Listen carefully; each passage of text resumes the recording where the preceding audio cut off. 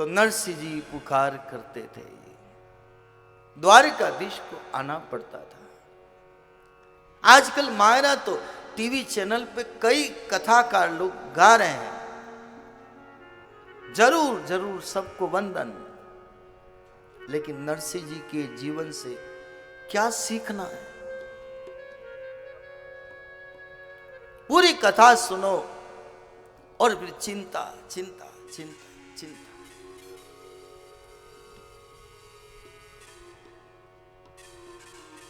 तो चिंता, नरसिंह जी की कथा चिंता से मुक्त करती है। इसलिए बोले भाई चिंता मत करो, मन में धीरज धार, मन चाहे सो मांग जो, देसी वो द्वारिकाधीश सिरजनहार। इसलिए हम जो जो द्वारिकाधीश से जो जुड़ा है वो प्रसंग छूटते नहीं, हम भी क्या करें।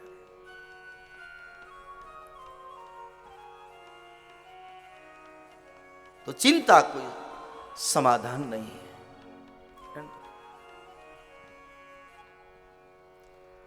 समाधान नहीं है। राजा परीक्षित को चिंता नहीं हुई मेरा क्या होगा, मन में सोचा नहीं, मेरे प्रभु ने मेरे लिए श्राप का अवतार धारण किया है। इतने अवतार, 24 अवतारों की कथा भागवत जी में, लेकिन एक 25वां अवतार अगर भागवत में कोई आया है वो है श्राप अवतार। ऐसा मैंने भागवत जी में पाया।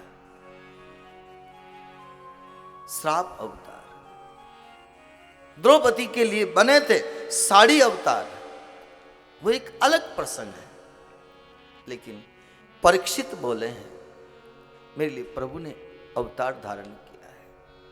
सब ऋषि मुनि महात्माओं के पास जाके कहने लगे बाबा 7वें दिन मेरी मौत होने वाली है, टाइम बहुत कम है, इस 7 दिन के अंदर मेरी मुक्ति कैसे हो, बताओ मुक्ति बताओ, मुक्ति बताओ।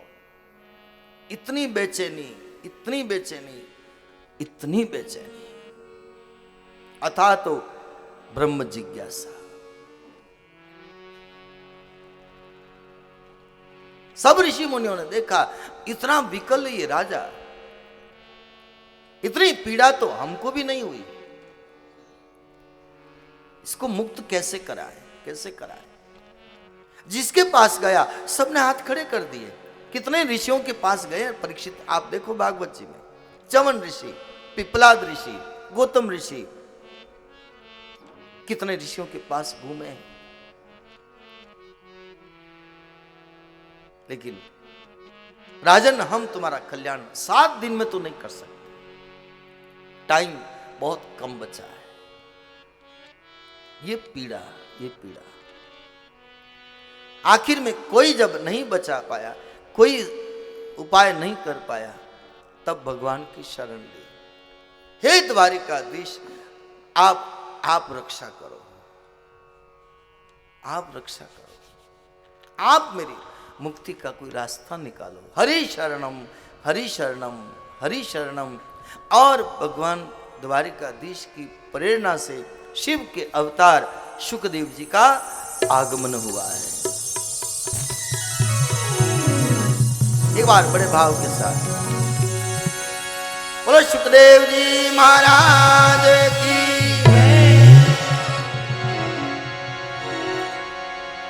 शुकदेव जी का आगमन हुआ, मंद मंद मुस्कुराते हुए, 16 साल की उम्र, लंबे लंबे बाल, कोपिन धारण किए हुए। जितने ऋषि मुनि थे सब उठ खड़े हुए, आदर के साथ सभी ने जय जयकार किया और सबकी तरफ देखा। देख करके शुकदेव ने जी मन में सोचने लगे मैं जिसके लिए आया हूं वो कहां है। और इतनी भीड़ के अंदर जैसे ही परीक्षित को देखा और निगाह टिक गई, आंख में आंसू भरे हुए, मन में बहुत बेचैनी लिए हुए, एक पिपासा लिए हुए परीक्षित ने देखा शुकदेव जी के सामने, गिर पड़े चरणों में। बाबा बाबा 7वें दिन मेरी मौत होने वाली है। इतने ऋषि मुनि महात्मा कोई हमारा उपाय नहीं कर पाए, आप कोई रास्ता बताओ, 7वें दिन मुझे मुक्त होना है, टाइम बहुत कम है, केवल 7 दिन। मुस्कुराते हुए सुखदेव जी ने कहा, राजन क्या चिंता करते हो, क्या चिंता करते हो, 7 दिन बाकी हैं। अरे खटवांग राजा ने तो 2 दिन में, 2.5 दिन में मुक्ति को प्राप्त किया है। तुम्हारी मुक्ति 7 दिन मैं मुक्त करूंगा। ऐसे गुरु ने सारी जिम्मेदारी अपने ऊपर ले ली। ऐसे गुरु कहां मिलते हैं? तेरा कल्याण मैं करूंगा, तेरा कल्याण मैं करूंगा। ऐसे गुरुजनों को तो क्या हम भेंट करें, क्या हम वंदन करें, क्या हम दें, जो शिष्य के लिए इतना भला सोचे, भला सोचे। मैं मुक्त करूंगा, राजन चिंता ना करो, बैठो मेरे पास। और बैठ गए परीक्षित, एक आसन पर बैठे सुखदेव जी।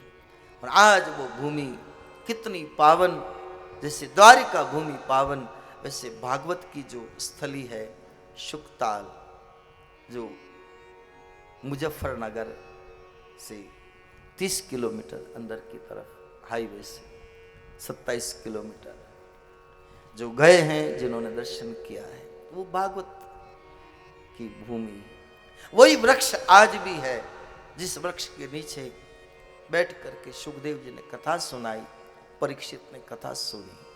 गंगा का किनारा, और बैठे सब ऋषि मुनि बैठे। आज व्यास जी बहुत गदगद हुए, मन में सोचा आज मेरा बेटा कथा कहेगा और मैं बैठ के कथा सुनूंगा। बहुत प्रसन्न हुए व्यास जी, सभी ऋषि मुनि। और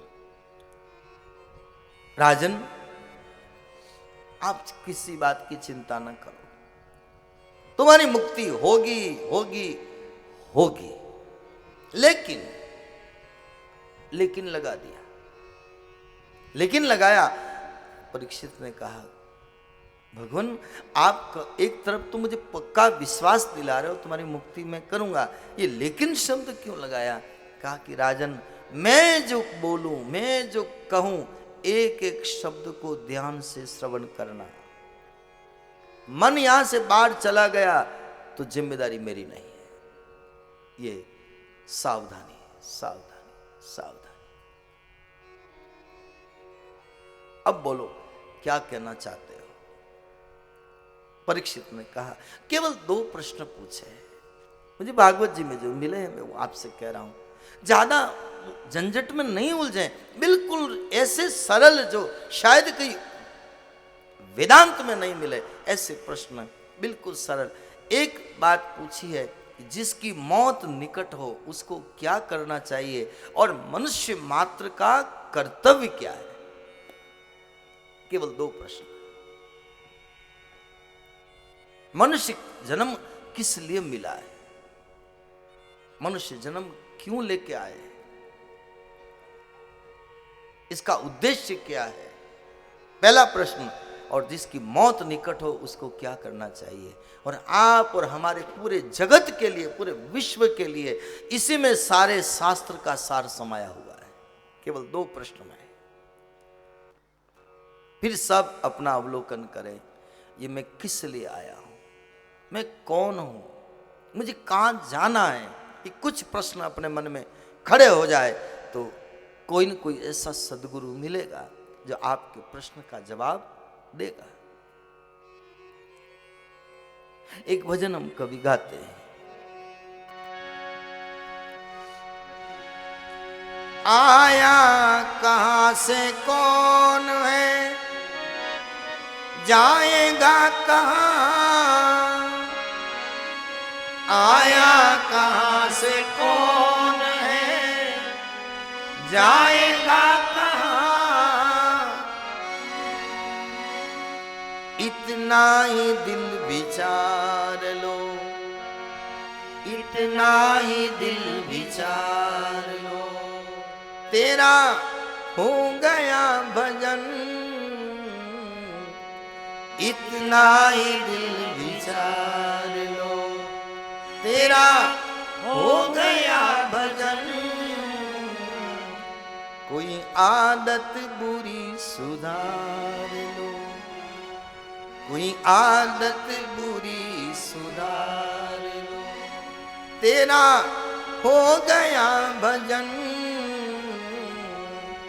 आदत बुरी सुधार लो, तेरा हो गया भजन। मन की तरंग मार लो, मन की तरंग मार लो, तेरा हो गया भजन। मन की तरंग मार लो, तेरा हो गया भजन।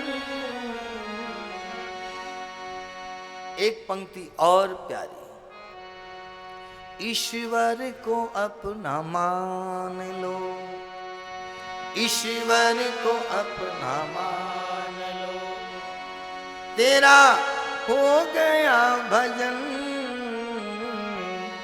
ईश्वर को अपना मान लो, तेरा हो गया भजन। मुक्ति के लिए, जीवन मुक्त होने के लिए, चिंताओं से मुक्त होने के लिए, जीवन के कल्याण के लिए ये छोटे छोटे सूत्र हैं, टेलीग्राम के शब्द हैं। पहले टेलीग्राम आते थे ना तो कहते थे भाई तार आया, तार आया, तार आया, किसका आया, किसका आया, किसका आया। पूरे गांव में जैसे एकदम बड़ी चिंता हो जाती थी, और किसी के आ रहा, अरे भाई क्या हुआ, अरे उड़ा के तार आयो है, तार आयो। पता है आपको? आजकल की जनरेशन को पता नहीं होगा, ये पुराने लोग समझ जाएंगे। तार आयो, तार आयो, तार आयो। और उसमें कहते थे मदर सीरियस कम सून, केवल 2 शब्द होते थे, मदर सीरियस कम सून। मां बीमार है, सीरियस है, गंभीर है, जल्दी आओ। अब उस तार में ये नहीं लिखा होता है कि ग्लूकोज चढ़ रहा है, कि खून चढ़ रहा है, कि ऑक्सीजन चढ़ रही है, कि इतना कुछ नहीं, कुछ नहीं। कौन से हॉस्पिटल में है ना, कितनी फीस दी है ना, कितनी दवाइयां चल रही है ना, कितने इंजेक्शन लग रहे हैं ना, कौन डॉक्टर है ना, कुछ भी नहीं। स्टाम्प की भाषा बहुत लंबी होती है, टेलीग्राम की भाषा बहुत शॉर्ट होती है। ये सूत्र क्या है? टेलीग्राम के शब्द है, इतने में समझ जाओ। यह राज आया कहां से, कौन है, जाएगा कहां? प्रश्न अपने आप से पूछ लो। आंख बंद हो जाएगी, कहां जाएंगे? अभी तो पानी पीना था कि पानी लाओ, नमक कम है तो कि नमक लाओ, गर्मी लग रही तो पंखा चालू करो, लाइट नहीं है तो लाइट जलाओ, ठंड लग रही तो चद्दर लाओ, गर्मी लग रही तो पंखा चलाओ। आंख बंद हो जाएगी, जाएंगे वहां, कहां पंखा चलाएंगे? घर वाले केवल साल में एक बार पुण्यतिथि के दिन, 15 दिन श्राद्ध के, जिस दिन का श्राद्ध आएगा उस दिन 2 पूड़ियाँ रखेंगे, चम्मच में खीर रखेंगे, ग्वारफली की मिक्स सब्जी रखेंगे, और फिर 2 पूड़ी देंगे गाय कुत्ते को, किसी को, फिर 2 पूड़ी कौवे को देंगे। उसमें से पेट भर जाएगा क्या? बोलो बोलो बोलो, विचार करो भाई, विचार करो। अभी तो खाने को चाहिए भरपूर, ये लाओ, ये लाओ, ये लाओ, ये लाओ।